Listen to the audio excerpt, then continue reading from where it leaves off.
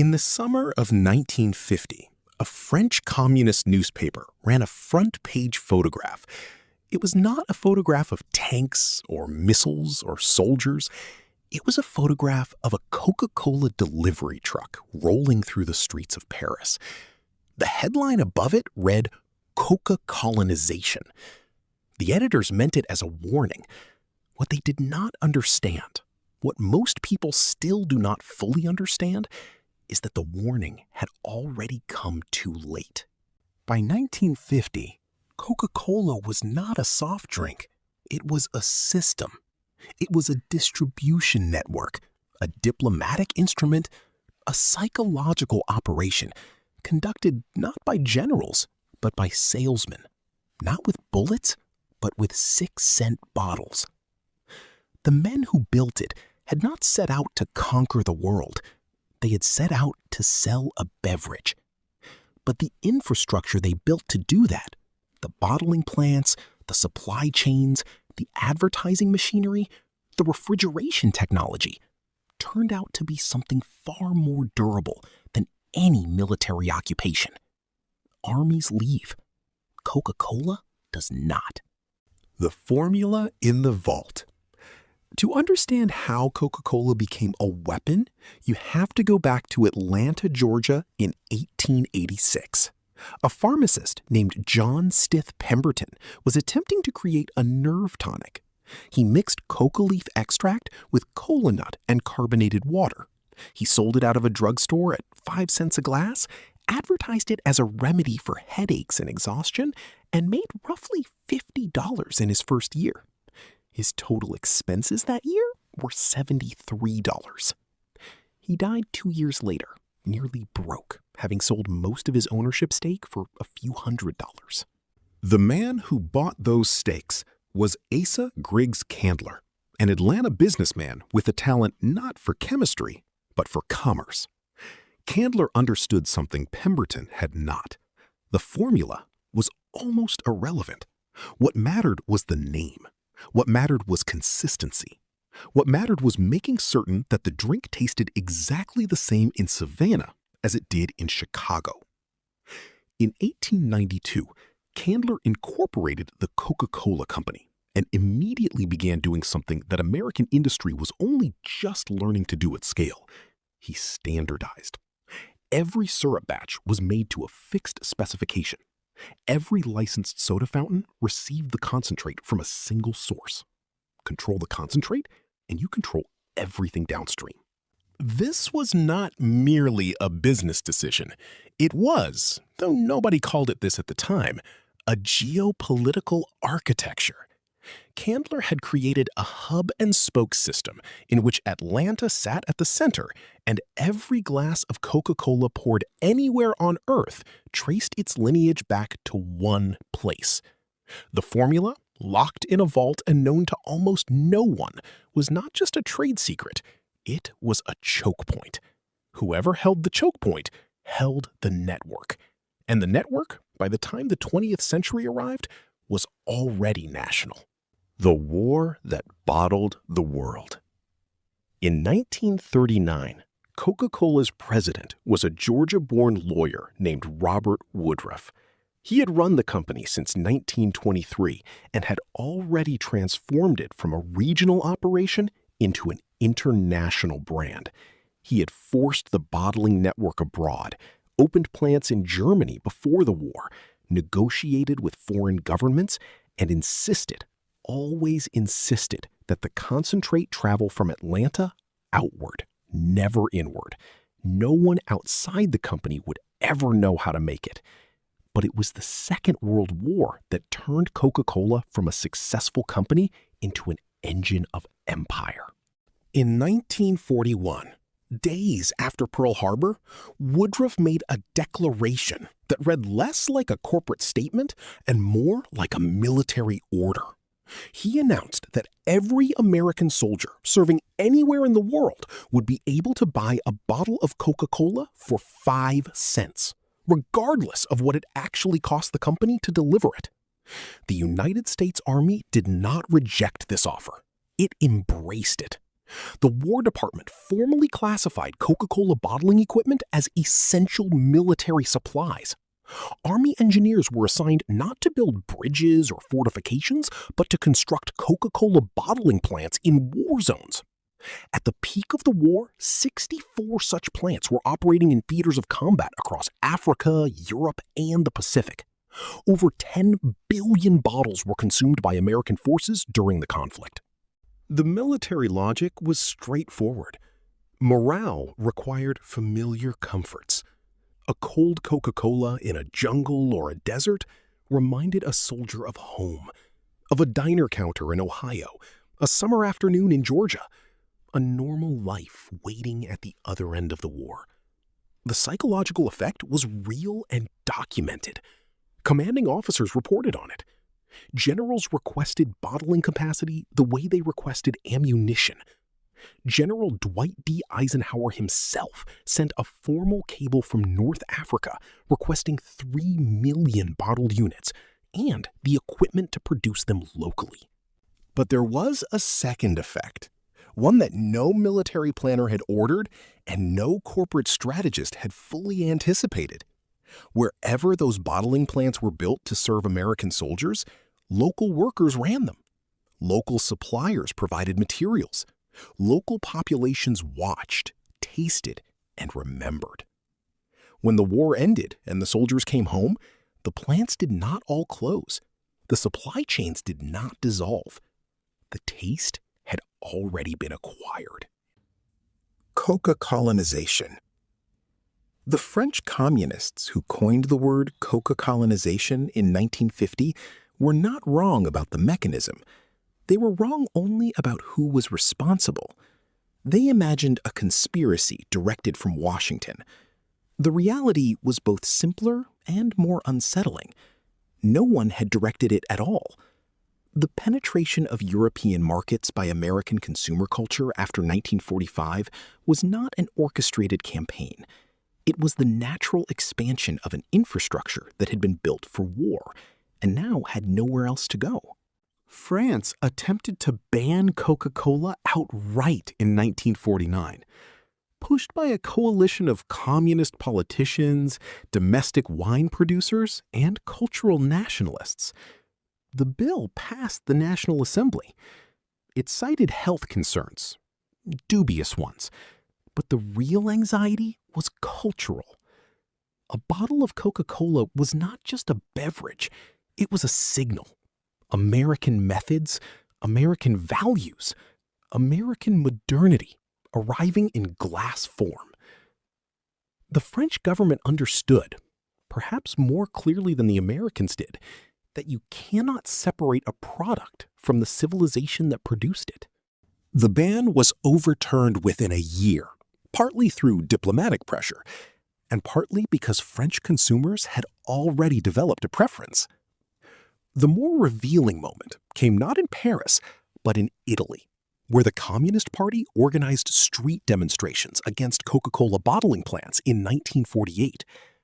Protesters carried signs, they gave speeches, they blockaded deliveries. And then, when the demonstrations ended, many of them went to a bar and ordered a Coca-Cola. The product had already passed the point of cultural resistance. It no longer required advocates. It only required availability. The refrigerator as a foreign policy tool. In 1959, the American National Exhibition opened in Moscow's Sokolniki Park. The centerpiece of the United States Pavilion was not a weapons demonstration or a satellite model. It was a fully furnished American suburban home, complete with a kitchen. Vice President Richard Nixon stood inside it with Soviet Premier Nikita Khrushchev, and the two men argued about the relative merits of their systems, surrounded by American appliances. This confrontation became known as the kitchen debate. What is less often remembered is that Nixon was also holding a cup of Pepsi Cola and had specifically arranged for Pepsi to be served at the exhibition, a piece of corporate diplomacy so effective that its architect, Pepsi's chief executive Donald Kendall, would later help orchestrate American food policy abroad for 2 decades. But Coca-Cola had been playing this game longer and more systematically. The refrigeration technology that made cold Coca-Cola possible in tropical climates was the same technology that American manufacturers were selling to governments, hotels, and hospitals across the developing world through the 1950s and 1960s. A bottling franchise agreement with the Coca-Cola Company was, in practical terms, also an agreement to purchase American refrigeration equipment, American syrup processing techniques, and American quality control standards. The franchise did not merely sell a drink, it transferred a manufacturing methodology. It was, in miniature, the same dynamic that John Hall had established at Harper's Ferry a century and a half earlier. Control the standard, and you control the process. By 1960, Coca-Cola was operating in over 100 countries. The State Department did not direct this expansion. The CIA did not fund it. It happened because the business logic of the Coca-Cola franchise system was compelling to local entrepreneurs, and because local entrepreneurs in Lagos, in Manila, in Bogota understood that an American brand brought with it a kind of guarantee of quality, of continuity, of connection to a global commercial culture that was visibly ascendant. To bottle Coca-Cola was not to surrender to America, it was to join something. The curtain that syrup dissolved. The Iron Curtain held for decades against military pressure, political subversion, and economic sanctions. It did not hold against carbonated beverages. Pepsi entered the Soviet Union in 1972 through a remarkable barter arrangement. The Soviets had no convertible currency to pay for the concentrate, so they paid instead in Stolichnaya vodka, which Pepsi then distributed in the West. It was, as the historian Victoria de Grazia has noted, one of the stranger transactions of the Cold War. American sugar water exchanged for Russian grain alcohol, each side believing it had gotten the better of the deal. Coca-Cola followed in 1985, entering the Soviet market as Gorbachev's glasnost policy began cracking the economic shell of the Eastern Bloc. By then, the dynamic was already familiar. The concentrate came from Atlanta, the bottling plant employed local workers, and the product that emerged was simultaneously foreign and local. Made here, tasted everywhere, belonging to no particular nation, but carrying the unmistakable imprint of American commercial culture. When the Berlin Wall fell in November 1989, one of the first images broadcast around the world was of East Germans streaming through the checkpoints, clutching bottles of Coca-Cola, distributed by West German volunteers. The cameras lingered on those bottles. The editors knew what they meant. No military planner had engineered that image. No propaganda ministry had arranged it. It had happened because 40 years of scarcity had made the product desirable, and because the infrastructure to deliver it had been waiting at the border for precisely this moment. The system Asa Candler had built in Atlanta in 1892, control the concentrate, license the bottling, standardize the product, had by 1989 become a delivery mechanism for something that could not be put in a bottle. The idea that the American way of organizing commercial life was not merely successful, but inevitable. What German engineers called it. In the 1940s, when German engineers read about Kaiser's Liberty ships, they called the construction method something they would have to copy. They tried to copy it. They failed because they had no gauge tradition. No inheritance of the standardized part. No William Knudsen walking into their factories and throwing out work that did not meet specification. The method was not just a technique.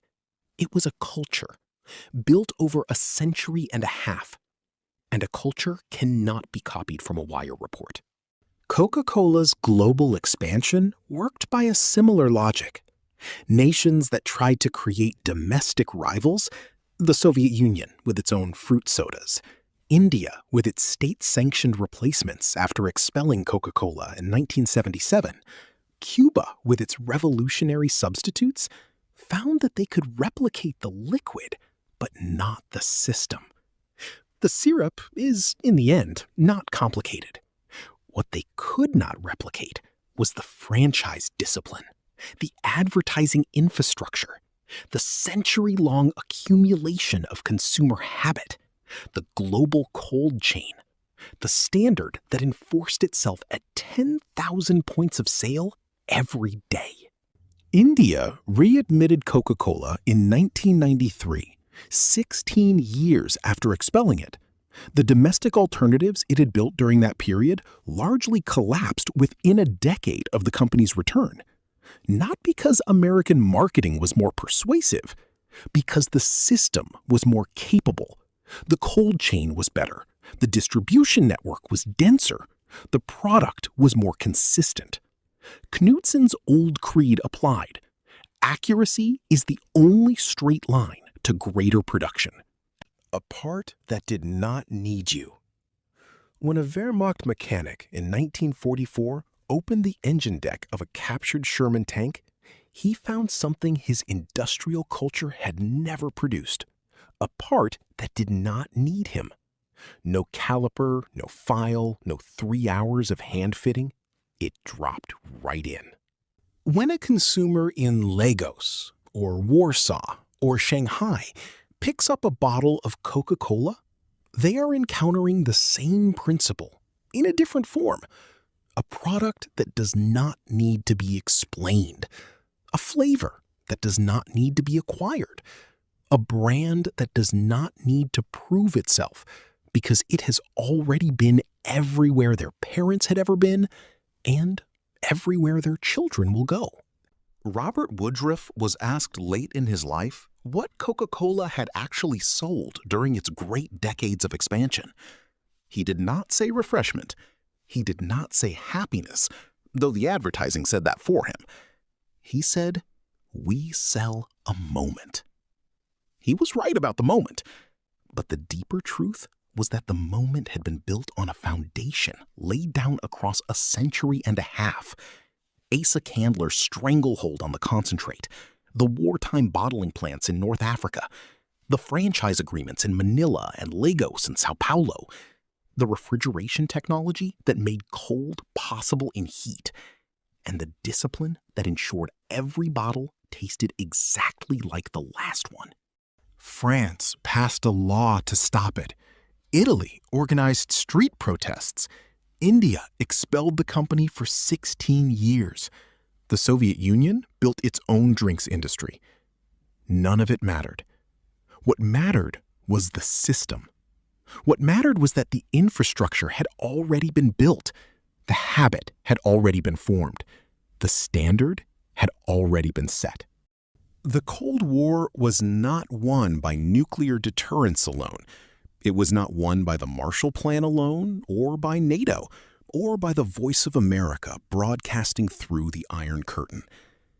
It was won, in part, by a caramel-colored liquid in a contoured glass bottle, delivered cold, priced cheap, and available, always available, at precisely the moment when availability was the most powerful argument any civilization could make.